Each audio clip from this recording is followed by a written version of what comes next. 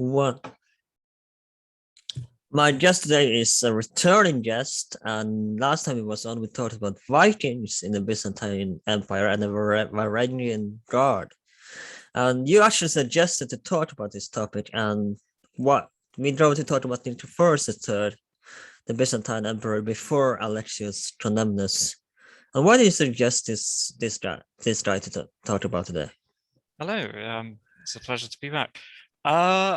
So Nikephoros III is a little bit of a enigma in that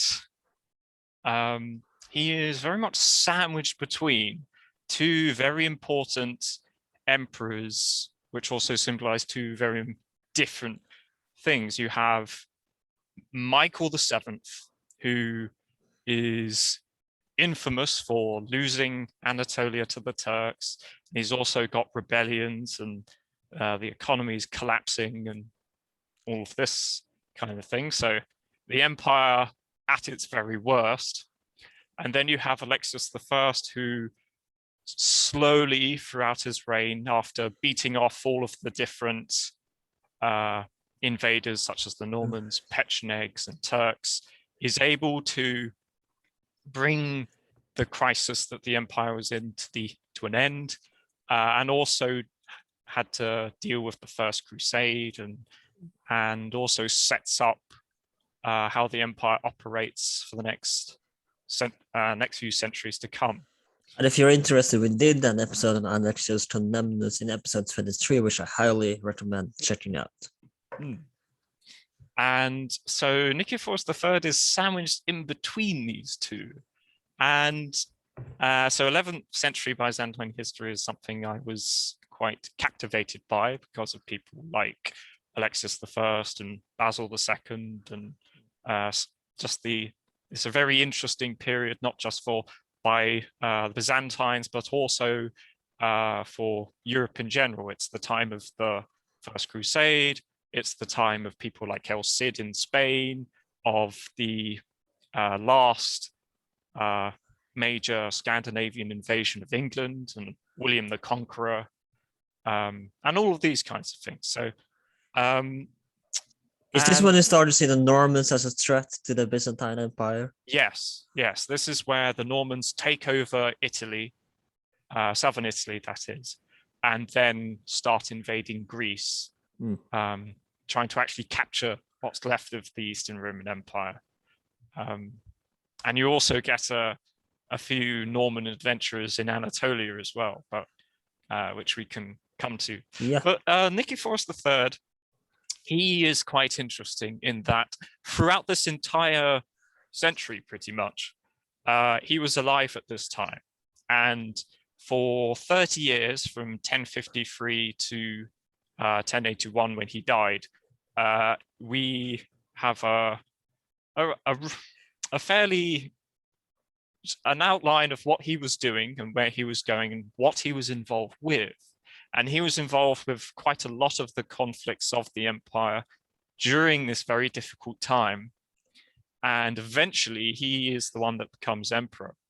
And one of the key historians for the period, a man called Michael Italietes, he devoted a big portion of his history to Nikephoros III. So actually we know quite a lot more about him than some of the more short-reigned emperors of the period. But he is... But still though, he is kind of completely forgotten about. I wanted to say that when you suggested we should talk about him, I tried to find sources about him, both on YouTube and every doodle, and try to find the sources, but there's not too many sources. It's kind of overlooked in a sense.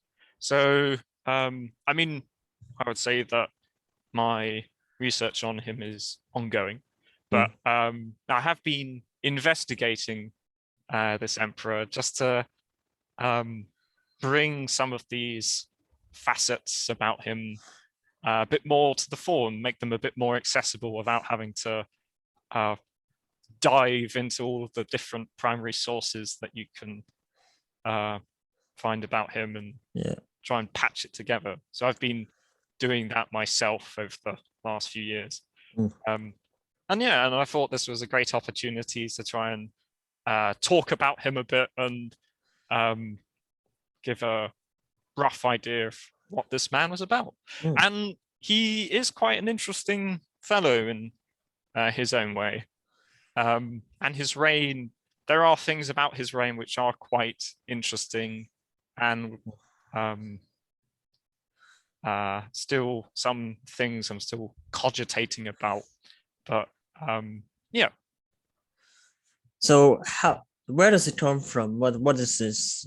How does it we can talk about how he managed to come up in the ranks and where he come from in the beginning. So unfortunately, the first almost 50 years of his life, we know almost nothing about, but we know some gems. So we know he was born in a place called Lampi in the province of the Anatolikon theme. This is in Anatolia. He was a member of a military aristocratic family. He was the son of a man called Michael Botaniates, and his grandfather was Theophylact Botaniates. And these two men were of some importance during the reign of Basil II. Theophylact, he was in command of the city of Thessalonica during the Bulgar Wars of Basil II, the Bulgar Slayer. And Theophylact won a decisive victory at Thessalonica, from what we can tell, with despite being outnumbered, just before the even more decisive battle of Kleidion, where Basil defeated the Bulgarian Tsar Samuel at the Battle of Kleidion. And between these two victories by Theophylact and Basil, the Bulgarian, it's a big turning point in the war against Bulgaria. So they're now on the offensive. And although the war doesn't come to an end immediately, it is 4 years on, the war does come to an end. I think to make perhaps a comparison battle in terms of, it is a little bit like the Battle of El Alamein in that it was a turning point of the war, starting to swing towards the Byzantines rather than the Bulgarians. And this war had been waging for over 20 years by this point. So, and Michael, so Theophylact was later killed that same year in a Bulgarian ambush, and his son Michael, although the details aren't very clear, he was also at the Battle of Thessalonica, and he later participated in Basil II's war against the Georgians in 1021 to 1022. And then he disappears from the historical record. And so Nikephoros, he was the son of Michael. So his two immediate ancestors were fairly accomplished military commanders. And we know that from an early age, Nikephoros himself was a soldier. But he doesn't really seem to have come to any sort of prominence until 1053, which is the first time he's mentioned in our written sources. So it wasn't like Justin didn't rise from poverty and to become an emperor, who was already had family inside, who had military careers. Yeah, he would be a member of what's called the Dynatoi, which is the military aristocracy of the Byzantine Empire at the time. These would have been sort of military pedigree families that owned some land in the provinces and sort of more regularly provided the military upper echelons of the military. But his family, although there are indications that it had been around since as early as the 6th century, so 500 years earlier, Theophylact is the first member of his family to sort of actually make it in to written sources. So his grandfather seems to have been the person to actually catapult his family into some sort of prominence beyond local, beyond his locality. And I wanted to ask about this because we talked about the state of the Byzantine army in the Tonymnus episode, and what was it like during his time during Nikephoros when he joined the military? What was the state of the Byzantine army? Because when Alexius and the Crusades comes, the Byzantine army is quite bad, as you've learned. But what is it like during this age? It's really a tipping point at this period. So at the beginning of Nikephoros' life, the Byzantine army is right at the top of its game, so to speak. It's able to, it does have defeats. For instance, it was heavily defeated in the expedition against Sicily in 1038 to 1041. But it's also responsible for the conquest of Armenia, the conquest of Bulgaria. They're pushing into Syria at the time, southern Italy. And although there are defeats, generally the Byzantine army under good leadership is able to defeat any of its rivals. However, this is right where the tipping point happens, and this is why the 11th century turns into such a major military crisis, in that in southern Italy, you have the arrival of the Normans, which are a serious threat because the Normans they have very good heavy cavalry. The Battle of Hastings, you have the famous Norman knights, and these are same sort of knights fighting the Byzantines in Italy. You have the Pechenegs, which is a Turkic horde. They arrive on the Danube, and they are fought to pretty much a stalemate in that region. And also another Turkic horde called the Azers, or Oguz, turn up in the 1060s, which we'll come to because that involves Nikephoros. So, and also in the east, although you have some conflicts with the Fatimids of Egypt and the Arabs of Aleppo, you also have the arrival of the Turks with their horse archers. I believe it is the Bayezid prolonged during this periods. time. Hold on. For prolonged periods from the sort of 1040s, 1050s, right up until the 1080s and 1090s, the Byzantine Empire is fighting wars sometimes simultaneously on 3 fronts, and often almost in constant warfare around it. Plus, you have internal revolts and civil wars, like the one between Isaac I and Michael VI in 1057. And in the 1060s, you have the Emperor Constantine X undertakes measures to defund and also partially demobilize sections of the army. So not only is the military pressure on the frontiers increasing, but you also have emperors, 1 or 2 of them, decreasing the military capabilities of the empire. So by the time Romanus IV becomes emperor in 1068, there's a very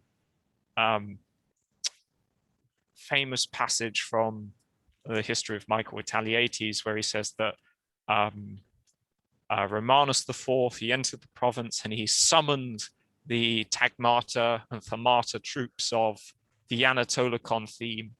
And before him, he saw men with tattered banners, or soldiers without their armor, and sort of farm implements rather than spears and swords. And it just,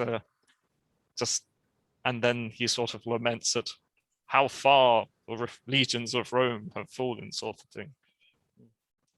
So were they barbarians in their eyes, so to speak? Anatolikon. Yeah. No, Anatolikon is a province, a theme in the Byzantine Empire. So this would be native soldiers. But did the Byzantine at this time have allies like the Romans had, like ally? They did. So they did employ some mercenaries. This shouldn't be overstated because the mercenaries formed a contingent of the army and not the army itself. So for instance, when the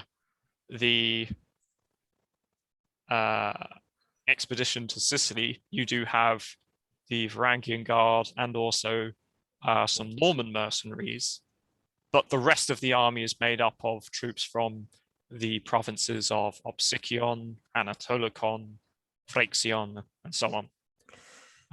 So there are some mercenaries. The Aleppans are kind of allies, but kind of not. They're a client state. But because of the situation in the east, they sort of switch sides a bit and all goes a bit hairy over there.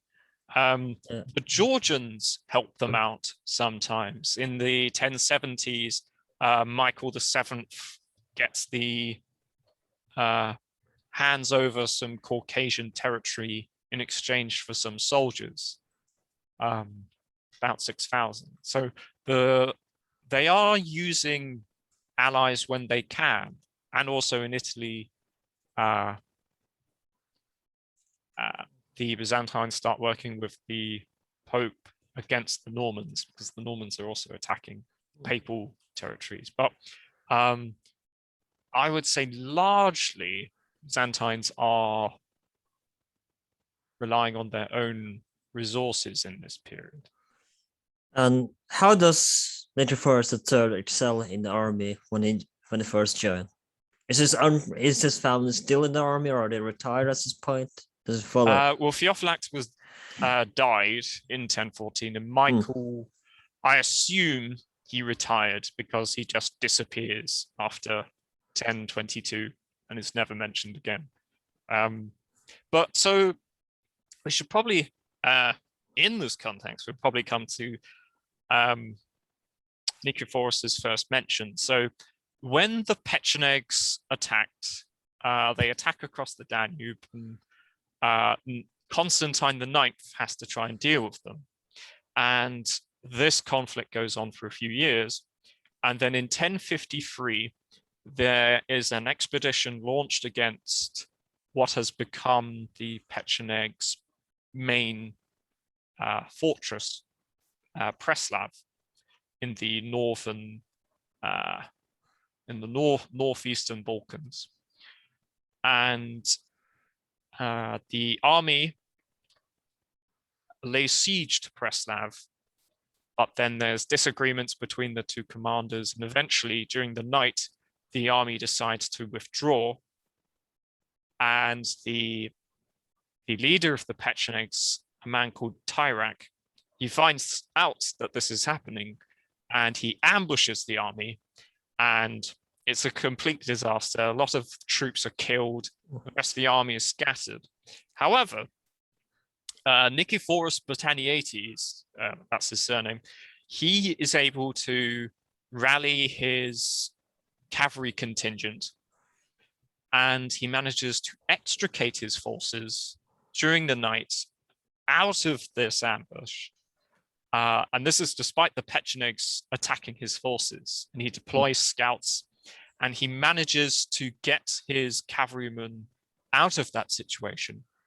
And then for the next 11 days, despite them being constantly attacked by the Pechenegs and their horses being shot from under them, so they're now proceeding on foot, the Roman soldiers and Nikephoros are able to march from Preslav right down to Adrianople, which is quite a long way, several tens. I don't remember the exact distance, maybe over dozens of miles, let's say, under attack, which seems to be the military feat that catapults Nikephoros into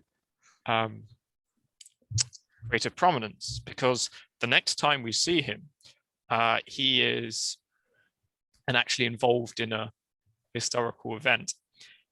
He is well known enough that what the Frankish mercenary captain of Michael VI challenges him at the Battle of Hades Polemon. And this is the big battle between the forces of Isaac Komnenos and Michael VI. Just so the listeners are aware that Adrianople today is Adrian. Yes, that is. So Adrianople is now in modern Turkey. It's a little portion of land that the Turks own in Europe, and Preslav is in modern Bulgaria. So yeah, it's it's a phenomenal feat. This is I feel like if he was around today, he'd get a Victoria Cross or something. But he managed to. I mean, the rest of this campaign was a complete disaster, and it leads to the agreement between the emperor and the Pechenegs that they make peace, and the Pechenegs become a foederati, so they are official allies of the Romans, and they're allowed to settle around Preslav in that area of the Balkans. And they remained there for until the reign of Alexis I, when he finally manages to subdue them. But that's quite a bit later. And that's the thing about Nikephoros III. A lot of what we know before he became emperor he shows up in battles, but they're often defeats. I think the only battle that is talked about where he is victorious is in a civil war as well. So you have this, and a lot of this information seems to be picked by the historian Michael Talietes. So it's kind of victory from the jaws of defeat. It's there's a lot of subtleties which a historian called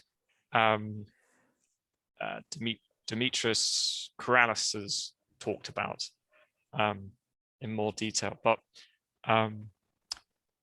so yeah, he managed to have well, it wasn't so much a victory, but he managed to accomplish this big military, well, not big, but impressive military maneuver despite all of this defeat around him. And after that, he is promoted. He's promoted to the rank of magistros, so which is a rank up in the honors of the Eastern Roman Empire at the time. Now, but it's something I want to ask when he does join a military, because I want to compare to the Roman army again, because in the Roman army, if you wanted to become a centurion, you had to be from upper class family, or have some money to be able to join the ranks of leading. If you were a commoner, you had no chance. What was Nikephoros III's state like? Did he join and what was this like in the Byzantine army? Did he join as an general sort of centurion's role, or did he just join as a common soldier at this point when he started the journey?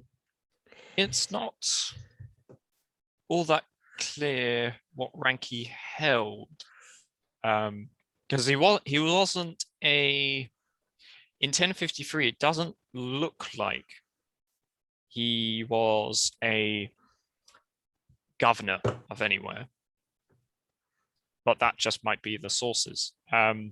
So he was clearly an officer because he was in command of a section of the army, but he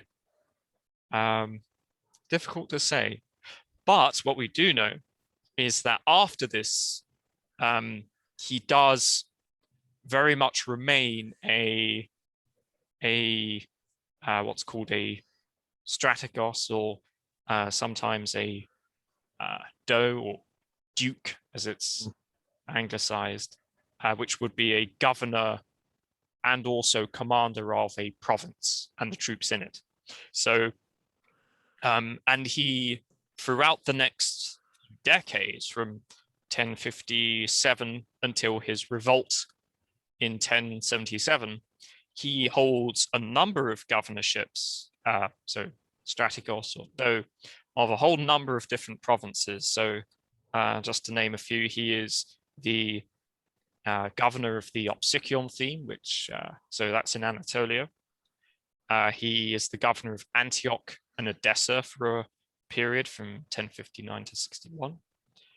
He's the governor of Cyprus for a time. He's a governor of Antioch again for a period. He's a governor of Thessalonica in Greece, the Peloponnese, a place called Voloron and Strymon, so that's in the sort of central Balkans.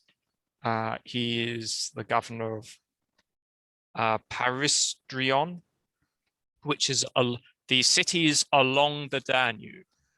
And while he's there, he is defeated. He leads the army against a horde, so like another Turkic horde called the Orguz, which break into the Danube, and his army, while he's defending against them, is defeated and he is captured. But later he manages to escape with his co-general man called Basil Apocapes, and they manage to get out. But so again, you have this sort of good from bad thing that's going on and the sources. And he also, so as governor of Antioch, he had to face against the Turks. And this ties back into, there's a good instance to tie back into what I was talking about with the military decline of the period. So while he's governor of Antioch for a second time, in 1067 to 8, Constantine the 10th raises troops to help Nikephoros in Antioch. And the first set of troops he raised, he only pays them half of the amount that they're supposed to get. So, which they take and then go home because they haven't been paid properly. And then when Constantine dies and his wife takes over of the control of the empire, she sends cavalry recruits to Nikephoros to help defend Antioch from the Arabs in Aleppo and also the Turks, which are attacking the area. And this doesn't go so well because the recruits turn up and they're not properly trained, they're not properly equipped, and some of them don't even know how to ride a horse properly. So Nikephoros is in a lot of trouble, and he really he tries to use these recruits as best as he can, and he is also relying on his own personal retainers. Yeah. So the people around him, and also he recruits local troops from around Antioch, and successfully manages to defend Antioch from the Arabs and Turks. But eventually he just has to disband these cavalrymen he's been sent because they're quickly whittled down and they're not much use. So he eventually just gets rid of them. So the Byzantine military is in a really terrible state for some places, which means that you have people like Nikephoros who are really struggling to cope with the military threats to the empire. But they are still able to in some areas. So places like Antioch, under good leadership, with people like Nikephoros III in charge, they are able to hold the line just. But then you also have other places like in Armenia, where you have the capital of the region, Ani, gets sacked by the Turks, partially because of infighting between the two commanders of the city. The garrison has really low morale because of this infighting, and also there have been all of these military changes to try and make more money, which ties into the government struggling to pay for everything. Are they headed towards bankruptcy again, the government? Yes, so the government, in this period, the government, to try and help pay for everything, is also debasing the currency. So the amount of, so in the gold coin, the nomisma, the actual amount of gold in it, which gives it its value, is going down, which means the money is worth less, which means people are not quite as confident in the money that they're using, which means prices go up because it's not worth as much. So things aren't going so well. But that's also contrasted by the fact that in this same, not necessarily in the 1060s and 70s, but earlier in the 1030s, 1040s, and even as late as 1059, there's evidence that, quite a bit of evidence that the economy was growing exponentially. In Greece, houses and churches were being built, which means more people. More people means more people to farm the land and fulfill jobs and so on.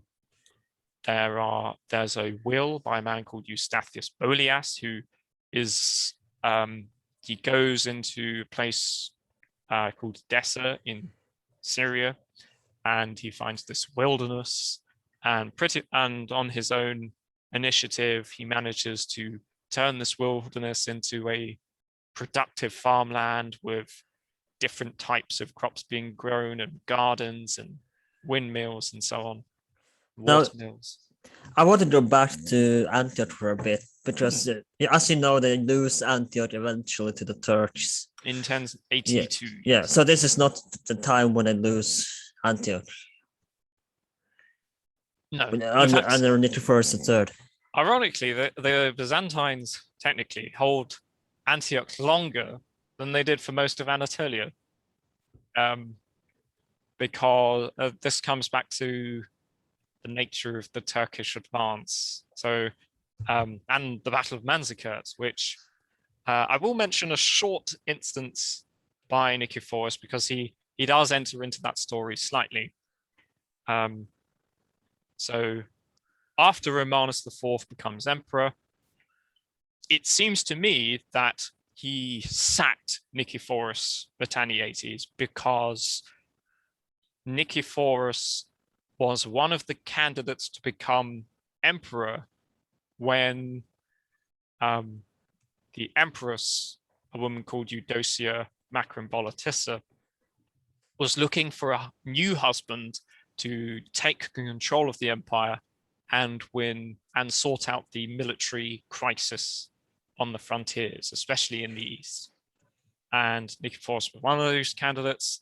His rival Romanus got the job, and so it looks like he was sacked because there's a period where he doesn't seem to have had any command, and then he was promoted and then moved into the Balkans out the way.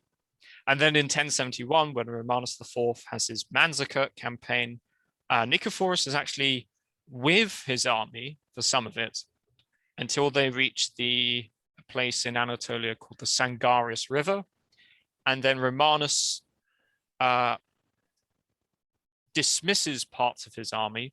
Some of his soldiers he dismisses because he can't rely on their ability, which is fair enough. And some of the officers he dismisses because there is mention that they were, or at least a suspicion of, a plot against him. And the person named in that plot is Nikephoros Botaniates. Whether the plot was actually true or not is not clear. But so Nikephoros is sent away, and then Romanus loses at the Battle of Manzikert. And then so one of the significance of this is that he went to try and secure that area along the frontier in Armenia. And with him gone, and also the army dispersed, the Turks were able to enter into that corridor between, there was like a pale of territory in northern Anatolia centered around Trebizond. And then you've got this other section of territory stretching down from Antioch right up to Armenia. And then you have this hole, which was supposed to have been plugged up with Romanus securing Manzikert. But with him gone, then you have Turkish war bands that are able to penetrate into Anatolia without much resistance. And thereby you have the entering of the Turks into Anatolia. So let's start. Yeah. And then places like Syria, they still have the organizational and military setup still in place. So you don't have a hole. They're still able to muster local recruits, and also some of the forces that had been involved with Manzikert end up in that region around Antioch. So several of the Eastern Tagmata regiments end up there, and they stay there as well. So this leads into local Armenian strongmen taking control of that area eventually, and sort of going their own way because they've been cut off from the empire. Now let's talk about how Nikephoros comes to power. We talked about his prey before he comes to power and how it's military, and it is quite experienced in governing, since you mentioned being a governor so many places. So he got political experience. And as you mentioned, the previous emperor's wife, sorry, I don't remember her name for now, but Eudokia, so is looking for a new husband. And is this simply how he became emperor, or is there more to it? No, so there's a little bit more to the story for Nikephoros before he becomes emperor. So, I may as well mention a little bit of trivia about Romanus just before we move on. In that, so I think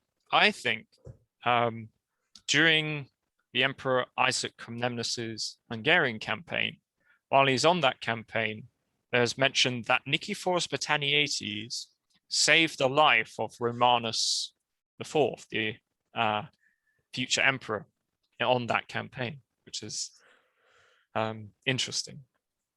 But anyway, that's just a little bit of trivia. But so the Turks are in Anatolia, and things go horribly wrong when a Norman adventurer called Roussel rebels and strikes out on his own, and he seizes control of a portion of Anatolia for himself. And in the wisdom of Michael VII, he decides to devote all of his military resources to taking out this Norman adventurer, eventually even employing the Turks to do so for him. And at the beginning of this, in 1074, Michael VII sends an army under the command of his uncle, a man called Caesar John, and the most important general in the empire, the newly promoted Kuropalates, and a Kuropalates was a general who was really high up in the honors of the empire, as a very important title. And this had been granted to Nikephoros Britanniates, which may give some credence to the fact that Romanus was very suspicious of him. But anyway, so Nikephoros and John, they were sent out with an army of Varangian Guard, some Frankish mercenaries, and also native forces from Cappadocia, Anatolikon, and Opsikion themes. So local troops. And they arrive at the Sangarius River, which we've mentioned, and at the Battle of the Zompos Bridge, John advances across the bridge, but it's slippery, which means his men have trouble crossing and affects their fighting. And during the battle, the Franks in John's army defect to the Normans. And then at this point, Nikephoros decides to abandon John, and he takes the remaining rear guard, which would have consisted of the native troops, and he goes to his native province in Anatolikon. John is captured. The rest of us is a defeat, and eventually this Norman mercenary is defeated by Michael VII, by Alexius Comnenus. But Nikephoros, he goes to Anatolikon, and he is placed in charge of the defenses of the province. And while he's there for the next 3 years, he seems to have done a relatively decent job, in the fact that he is still there 3 years later. But 3 years later, he's really struggling. Of the forces he had, the Turks are starting to overrun the area. And it's said that when he would try to muster troops to defend against them, a lot of soldiers were so scared of the Turks that they didn't dare leave the towns and cities they were in. How was this viewed by the generals? Was this a sign of desertion, or was it? Well, at least from Nikephoros' perspective, which I think we can get a little bit, because he sent a letter to Michael, basically begging him to do something about this, and his response is somewhat coarse. At least that's the gist of it, and we're told about that genuine concern over the military situation in Anatolia, and the lack of ability for the government to do anything about it, which leads to the revolt of Nikephoros III in October, either the 1st or 2nd of October 1077. He proclaims himself emperor. He takes what troops he can from the Anatolikon, which roughly turn out to be 300-ish men, so very small. But he gains a lot of support, which is interesting. A lot of aristocrats in the eastern provinces of Anatolia declare their support for him, and he has to navigate through all of these Turkish war bands to Nicaea. Now you mentioned that I'm talking about how most of the battles he does in his early days, he loses. But is he a good general, or is it generally like does it fail as a general too? I think it's the odd thing of he clearly has ability, because from his governorships, they're very short, but also he goes in and sort of sorts them out and then is sent somewhere else. So he's one of these people that can sort out a situation. And this happens a few times, like when he's governor of Thessalonica and governor of Cyprus and Antioch. So he clearly has ability, and he has military capabilities as well. But whenever we hear about him, he's always being defeated. So, which could be a very tailored version of his career before he became emperor.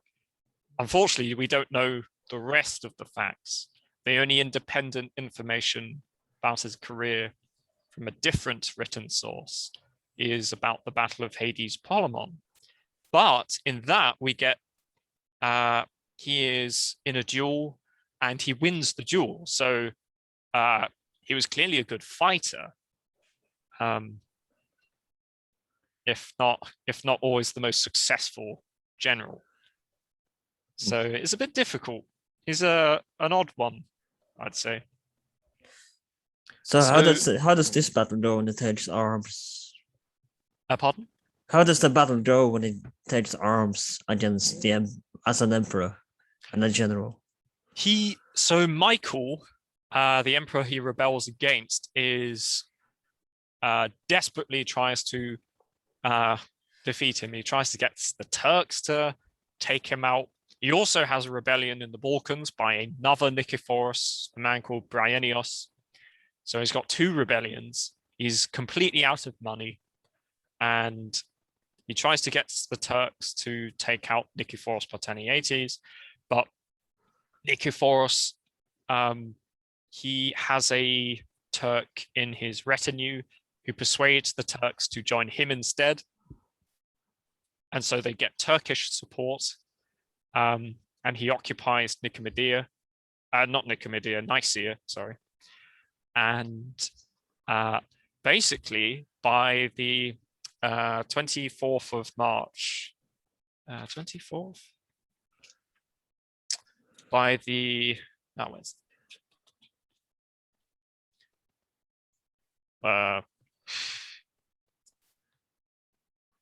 one moment. Numbers. The 24th of March, yes, 1078, there is a coup in Constantinople by the Senate proclaims Nikephoros emperor. The church and patriarch also support him, and also the people in the city riot and occupy the imperial palace. And then in the following days, Michael abdicates and becomes a monk. And Nikephoros is welcomed into Constantinople and crowned emperor on the 3rd of April, 1078, with his wife, a woman called Bebdine. But she dies shortly after this. And so Nikephoros tries to marry Eudokia, the Empress Eudokia, but he is blocked because it would be breaking canonical law. So Talk about Vegas talk blocking. Pardon? Talk about the Vegas talk blocking. Yes. Yes. So there's a reason why this marriage didn't happen, although it did make a lot of sense, because although the male line of the Ducas family, those Michael and Constantine X, have been discredited for all of these disasters under their reigns. The female line so their wives, Eudokia, Macrombola Tissa, and Maria of Alania, were still good. So, and they were they were the only link to the previous dynasty. And of course, Nikephoros had absolutely no legitimacy at all. He was just a general. So he desperately needed to get some sort of link or dynastic link. So, and Eudokia had at least the experience of actually having ruled the empire for a year in 1067 to 8. So, good candidate. She couldn't marry him because she had already been married twice, and to be married a third time was uncanonical, but not impossible. I just thought Chai wasn't the charm this time. Yes. So this is all to do with church law. But she'd also made a promise to her dead husband, Constantine X, never to remarry after him. And although she'd gotten away with it once, she wasn't able to get away with it a second time. And Nikephoros, his wife had died, so this would be a second marriage for him, which was still allowable, but the idea was you're only supposed to have one. So I mean, it didn't work out. It didn't work out. I mean, as an emperor, you kind of need to have a wife, though, to produce an heir to the empire. Fortunately, there were two Ducas emperors. So he married Maria of Alania instead, which was also sort of frowned upon because she had been forced to divorce her husband, Michael VII, because he had become a monk.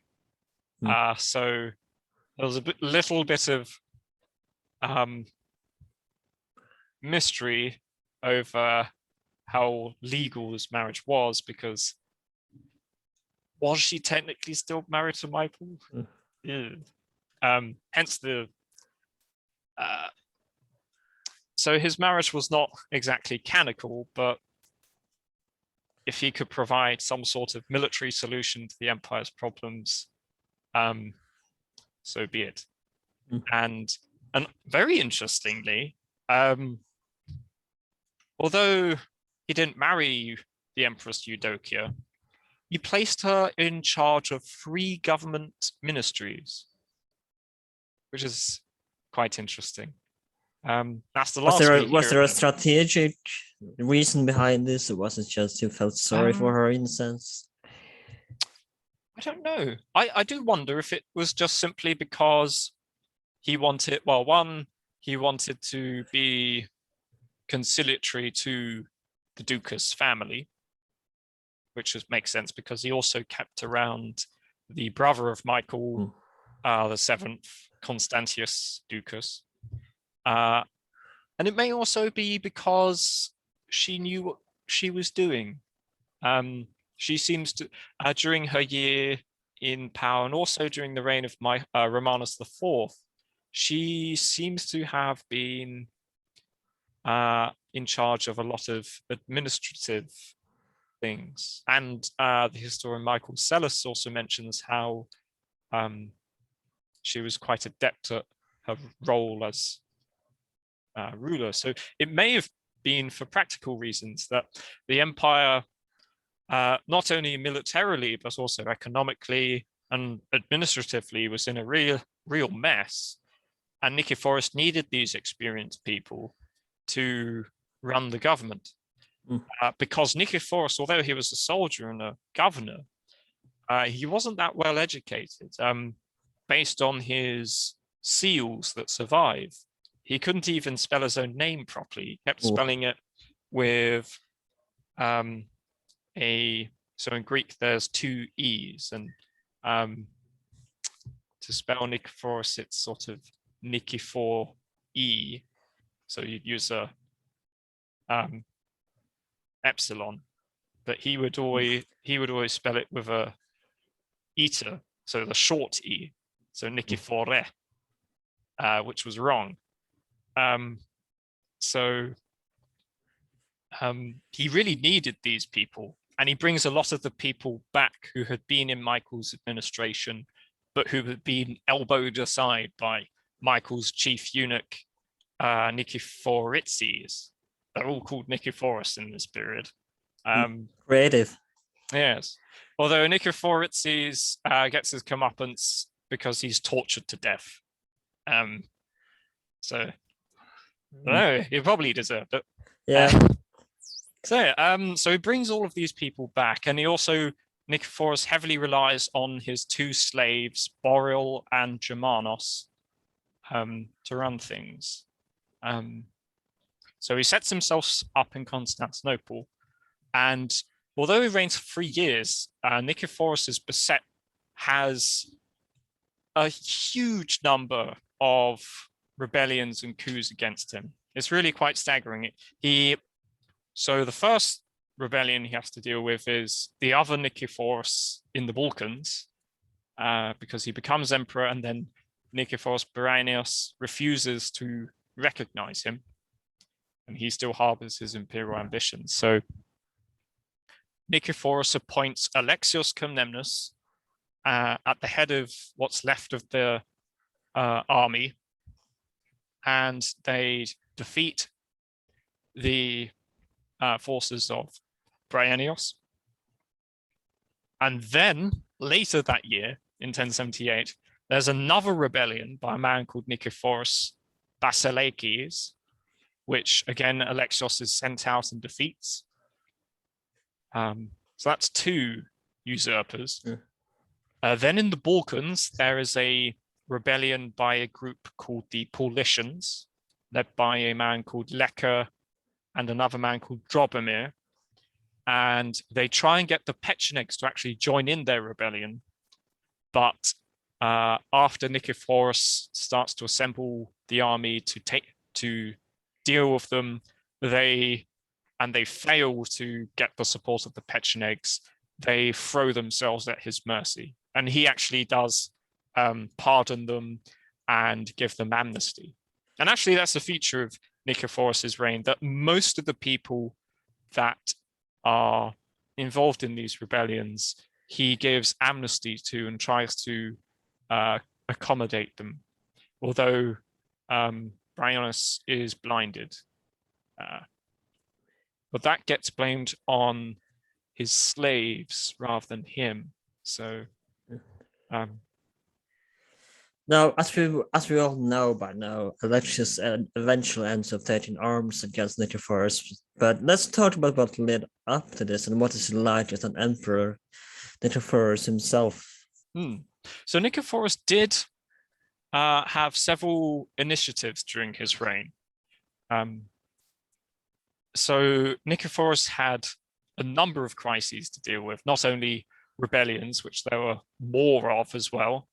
There was a coup by the Varangian Guard to try and murder him, which there's a story of how he was, during a parade, they were drunk and tried to kill him, and then he managed to hold them off with his staff around him as well on the imperial balcony, and eventually until other imperial bodyguards arrive. So again, you have this Nikephoros, the warrior,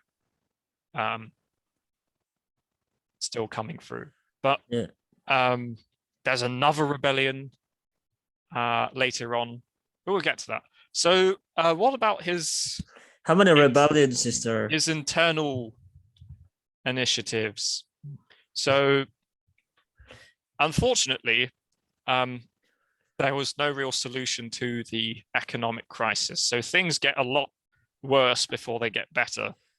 But so the government under Michael VII had done things to try and relieve their finances. So they'd actually confiscated local jetties around Constantinople, and Nikephoros handed these back to them.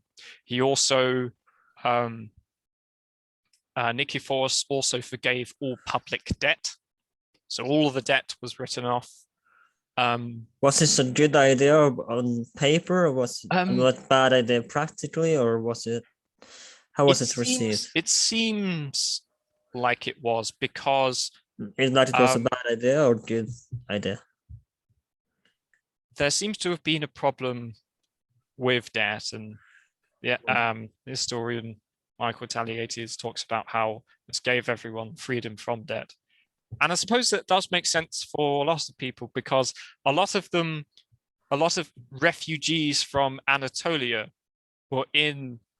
had fled to the West. And there was a real problem of feeding all of them. There were lots of shortages. And I think some of the initiatives that Nikephoros did economically were to benefit and try and resolve this crisis of refugees. So he's given the jetties back. He forgives debt. He also hands out money and court titles like no emperor has done before. In fact, there's a little story where the person that announces new titles and honors loses his voice because there's so many he has to go through. So,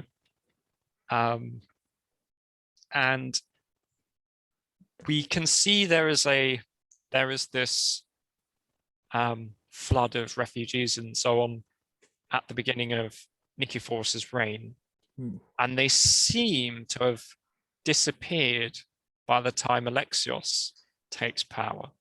And I'm not saying that there weren't still refugees and such, but the immediate issue of shortages and sort of public misery because of this seems to have been solved. So the short-term crisis seems to have been alleviated. doesn't Nikephoros during his reign lose a lot of land from Byzantine as well? Well, yes or no.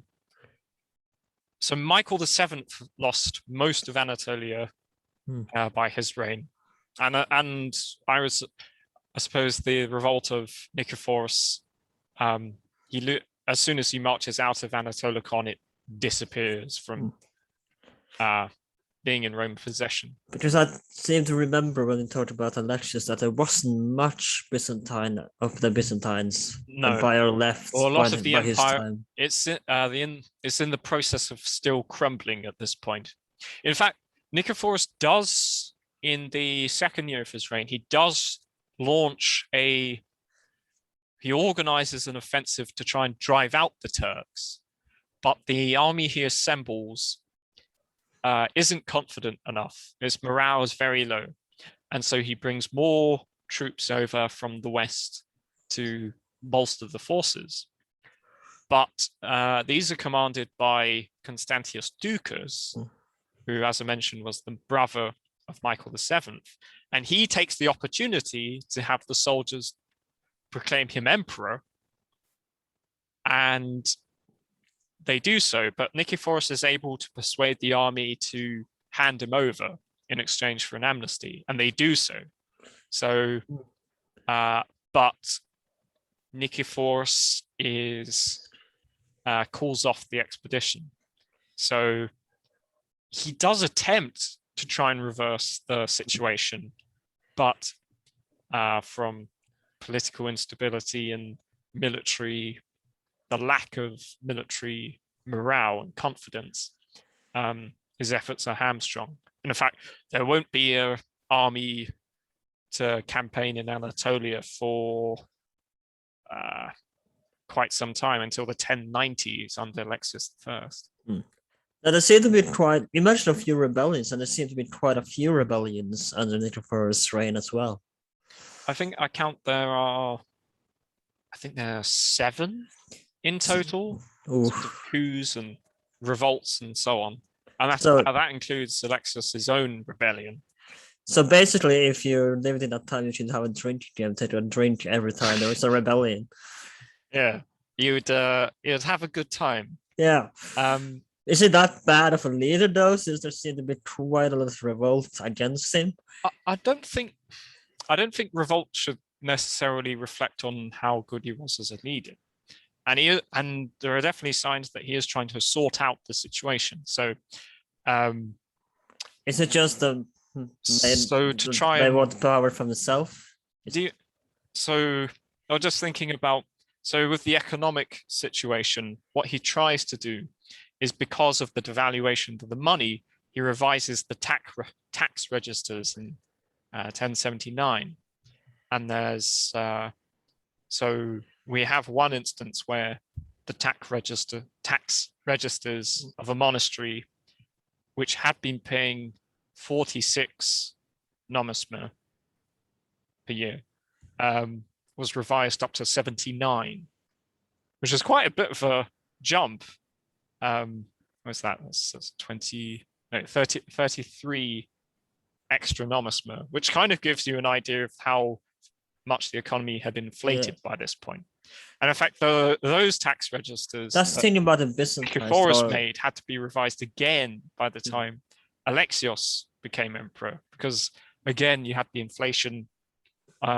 Inflation had gone up so much by that point that the old registers were out of date. But that's the thing about the Byzantines, though. The empire, economically, they just kind of fall and then they get up again, and then they fall again, and it's kind of up and down the entire. There's a bit like a wave, a tide going in and out. So Nikephoros is trying to deal with the crisis, and also we are told that he tries to improve his education as well. So at night, he is trying to improve his literacy. And in fact, during his reign, he introduces several laws. I mean, the quite minor adjustments, I suppose. So like one is about spousal insanity, that you can actually remarry if your spouse goes insane. And there's another one about he reintroduces a law where after the verdict of death for a crime, you have to wait 30 days to allow for any extra evidence or rethinking of the punishment to be applied before the execution is carried out.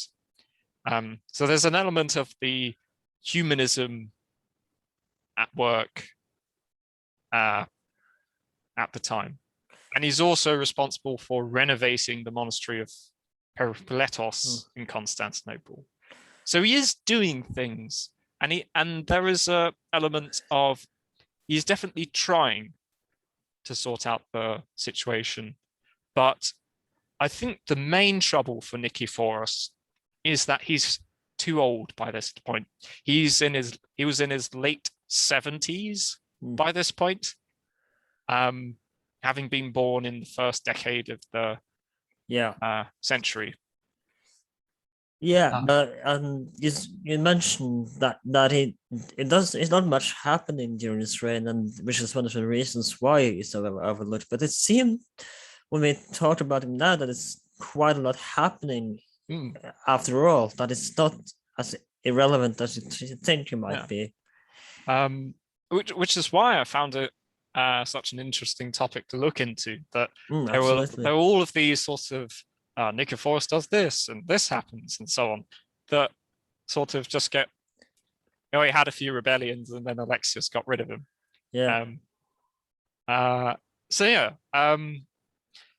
So let's talk about how he fell. So Nikephoros, an old man by this point, needed a successor, and he decided to appoint his nephew, a man called Nikephoros Synodenos, who was his nephew, as I said. Did Alexios want the throne at this point? Was he disappointed that he wasn't appointed? So Alexios was plotting. So this is in the 1080. This is in 10 AC, and I think it's clear that Alexios and his brother and his mum, Anna Delasenin, were plotting to take the throne from Nikephoros. But was it kind of hoping that he would be appointed himself as the successor? I don't think so, because Alexios wasn't actually related to Nikephoros III. But the real thing that kind of helps out Alexios quite a lot is that by appointing his own nephew as his successor. This also booted out of the succession for his wife's son, Constantine Ducas, which she was very worried about because she expected him to become the next emperor, and also thought the same thing when Alexios took power. So she was pushed into the camp of the Komnemnoi against Nikephoros. So it was a real Game of Thrones going on. Yeah. And some historians have seen this as a stupid move on Nikephoros' part, but at the same time, he is appointing a successor, and his Nikephoros Synodenos was young, but he was still he would have been able to take over the empire without needing a regency or anything. So he was, at least in Nikephoros III's eyes, a reliable successor to him, more reliable than Constantine Ducas would have been, because he would have been about 6 years old at that point. So practically, it was the right move to do. It just politically was a bit of a disaster, because now you have this even larger coalition of forces growing against him. And then in 1080, you have the rebellion of Alexios Komnenos' brother-in-law, Nikephoros Melissenos, as I say. Everyone's called Nikephoros. And he gets Turkish support and starts his revolt in Anatolia and marches towards Constantinople. So he's doing a little bit what Nikephoros III did a few years earlier. And Alexios is asked to defeat Melissenos, but he refuses on the grounds that he is his brother-in-law. And so Nikephoros sends a force to stop him, but they only get as far as the opposite shore before they turn back. Again, it's an issue of morale. Yeah. Because the Turks are still there, and Turks are the main component of Melissenos's forces. And then the slaves of Nikephoros, Boreal, and Germanos, they catch wind of Alexios's plot, and they've had their eyes on him for a while. And then apparently they are sort of on the threshold of having them arrested when Alexios escape. They are told that this is going to happen. They escape to Adrianople. They rebel, and then they march on Constantinople. And Nikephoros arranges the defenses of the city. He has troops from a place called Koma, a Varangian guard, and also German mercenaries. And it's the German mercenaries that let Alexios into the capital on the 1st of April, 1081. And then it goes a bit awry for Alexios in some ways. Although Nikephoros tries to abdicate in favor of Melissenos, but that gets intercepted by one of Alexios's friends, a man called George Paleologus. Something that I want to, before you go on, I want to ask, because I want to compare back to ancient Rome again, like I've done previously this episode. But how important, if you wanted to get the throne, if you wanted to become emperor in the Byzantines, was it important to have the army and the Varangian Guard on your side, like it was with the Praetorian Guards, basically were in charge of who became emperor? Was this the case in the Byzantine as well? Was it important to have an army and the Varangian Guard on your side? I would say it was as important for the medieval Romans to have the army on their side as it was for the ancient Romans. So like Augustus and Hadrian and so on. Because the army, and because the Byzantines were were the Romans. They had this sort of murky idea of succession. The army was always important. I mean, one could perhaps argue that the Byzantines had taken a few more steps to try and limit who could become emperor. So you don't have the situation that you have in the 3rd century, you can where buy the any throne. Tom, Dick, and Harry is able to proclaim themselves emperor. You can basically buy the throne at this point.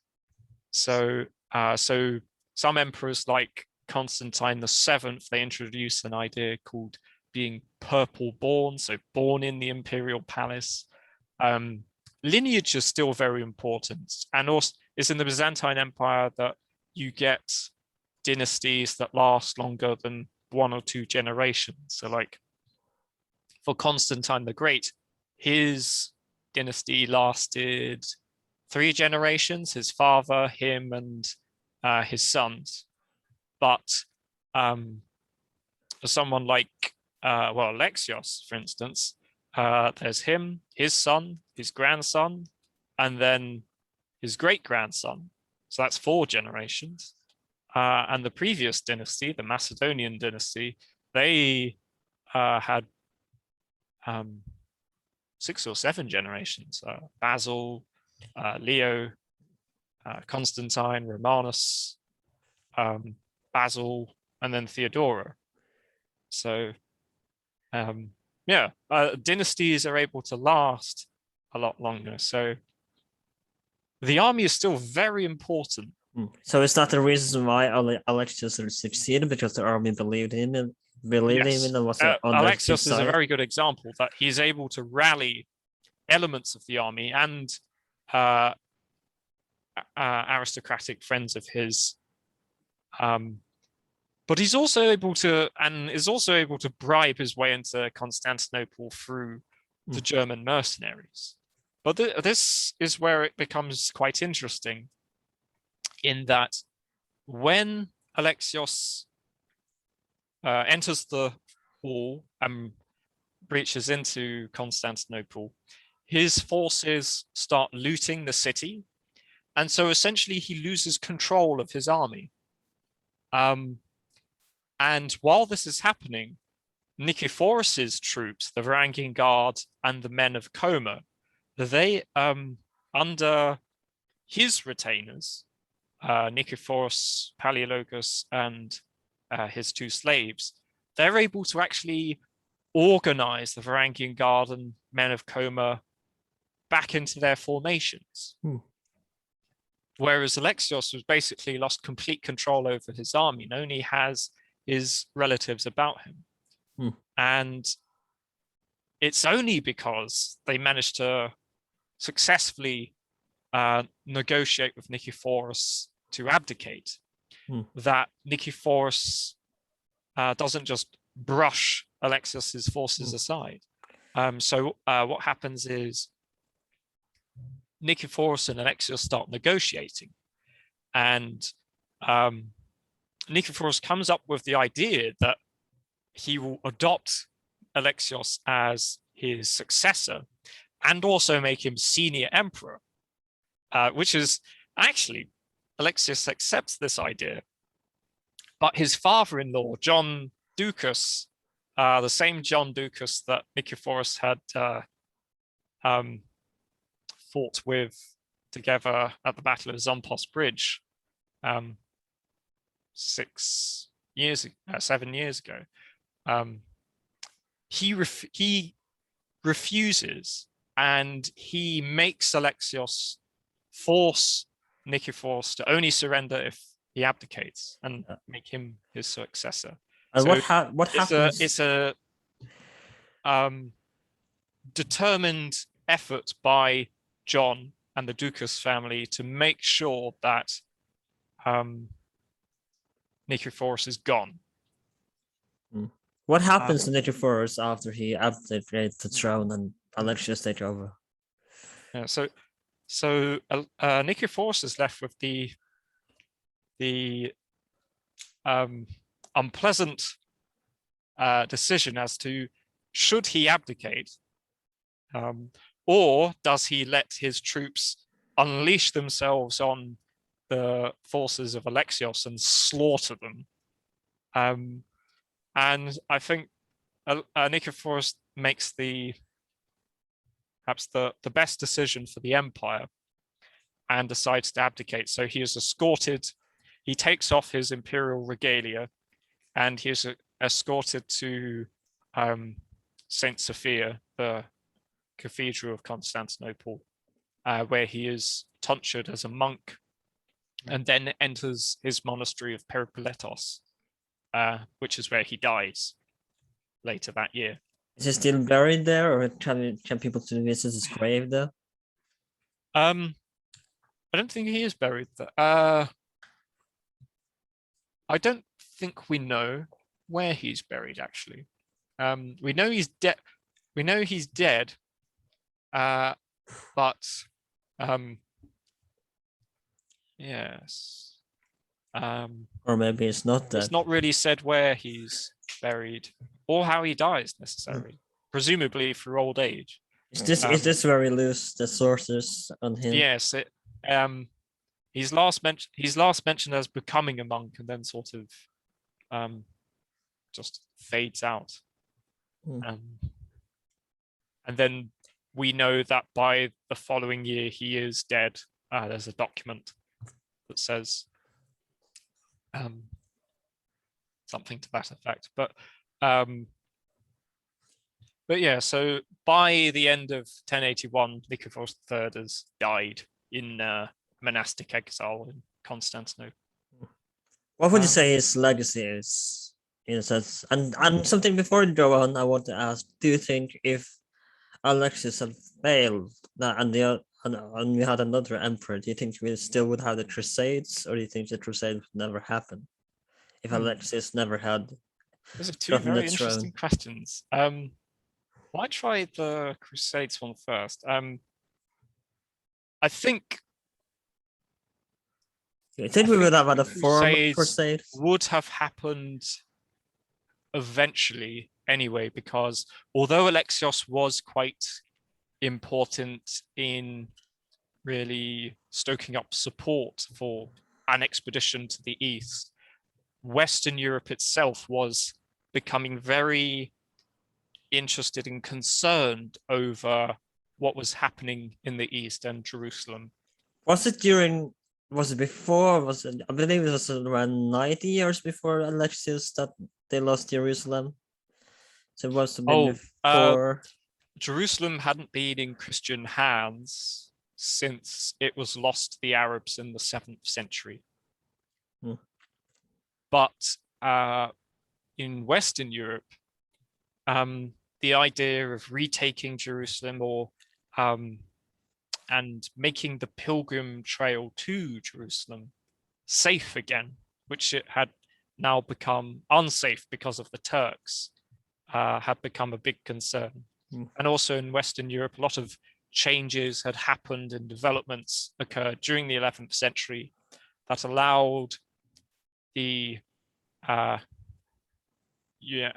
Catholic Europeans to sort of be interested in what was happening in the Middle East and sort of have the resources to do something about it. So places, it was richer, it was a bit more organized, changes in sort of actual, there have been reforms in the Catholic Church, sort of ways of thinking about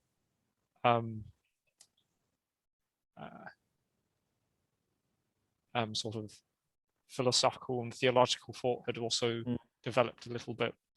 So there's all these changes going on in the West which would make me say that the Crusades would have happened, not necessarily in 1095 as it did, but I think it would have gotten there anyway. And maybe, although, say, imagine Alexius had been killed during this takeover, as it was certainly possible. Maybe someone like Nikephoros Synodenos, who would have become the next emperor, he may have done something like that anyway. And we do know that Michael VII had organized a expedition with the Pope, very similar to what would have happened with the First Crusade in the 1070s. So both East and West were thinking about this. Mm. So I think yes. As to the legacy of Nikephoros III,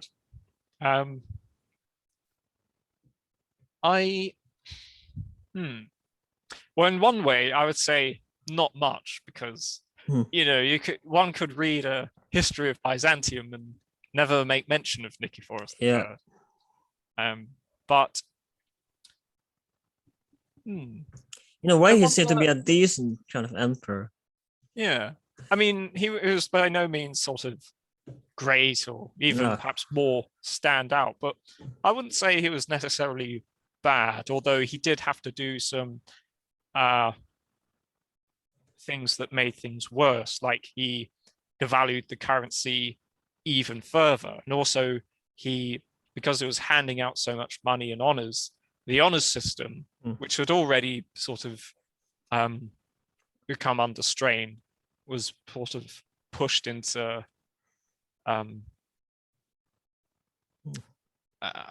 mediocre. Would you say it was a mediocre become emperor? Moribund. Yes, I think that's probably the fairest thing to say about him. But he did manage to, through Alexius I and his command of the armies, he did manage to put down every rebellion that was formed against him, except the last two. He started to. One thing I haven't covered, but is perhaps worth mentioning, is that he managed to. Do you remember how I mentioned that in Syria, local Armenians had sort of taken over that part and sort of running things themselves? Yeah.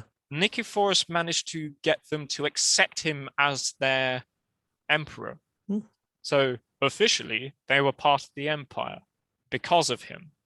And I mean, although it didn't come to anything, if, say, his expedition that he organized against the Turks had actually managed to get underway and managed to push out the Turks in certain areas, it may have had a part in some sort of reconquest of at least parts of Anatolia. Unfortunately, none of this happened because of the state of the army and the empire, but he was doing the right moves to set up a recovery of Anatolia. Yeah. It's just a shame that none of them came into fruition. So I think I would actually,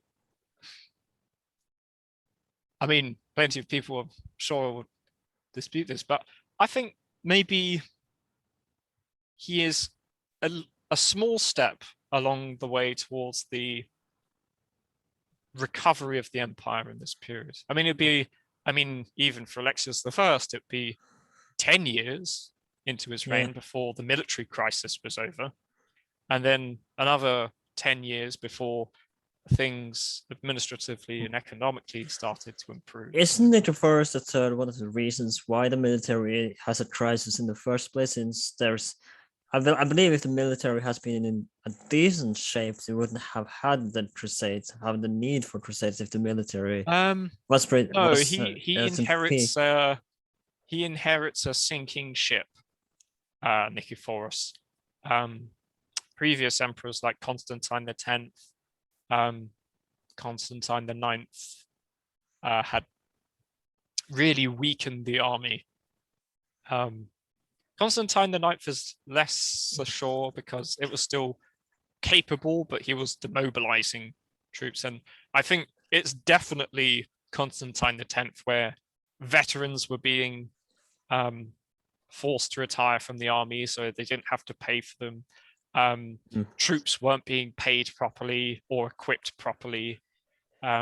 Basically, the funding for the army had been, can't say exactly how much, but have been slashed. So, which is why when Nikephoros was, say, governor of Antioch, he was being given these raw recruits that could barely even mount horses and lead them into battle.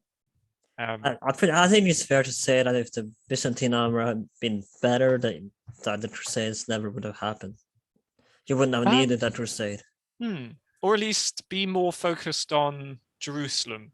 Yeah.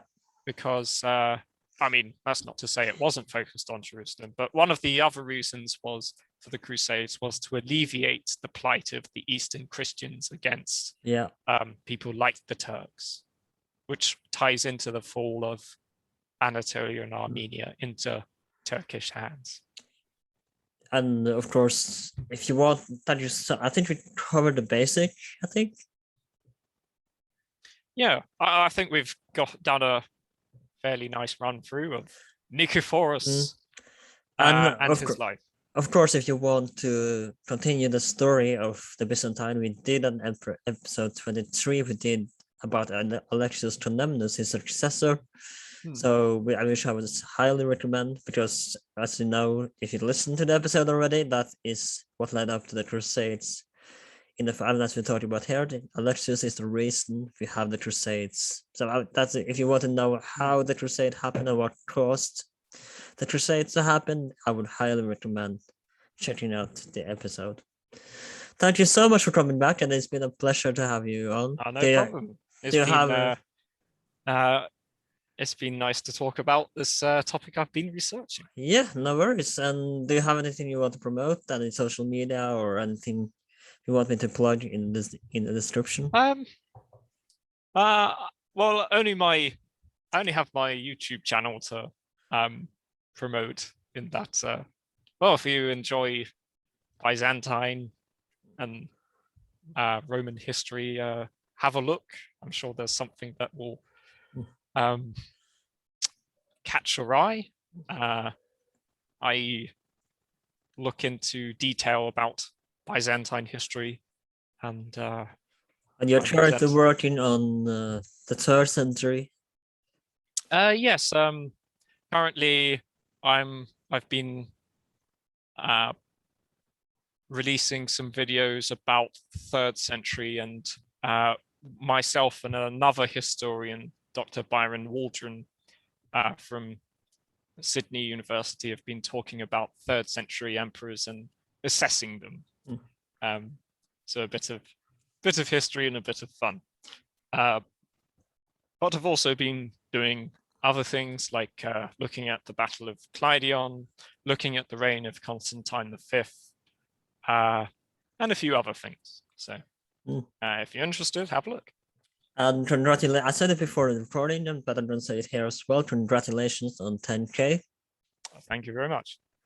And my name is Alan. And I just want to say before we go that if you're here for Easter for Daniel, that's fantastic. But please subscribe to the podcast. We would love to have you around, and we just definitely some episodes that I think you would find interesting. We got some great historians coming up, and we are available on Apple Podcasts, social media, on Instagram, and well, that aged well. And you can find us wherever you can find podcasts. My name is Alan. Please like, share, and subscribe, and I'll see you next time.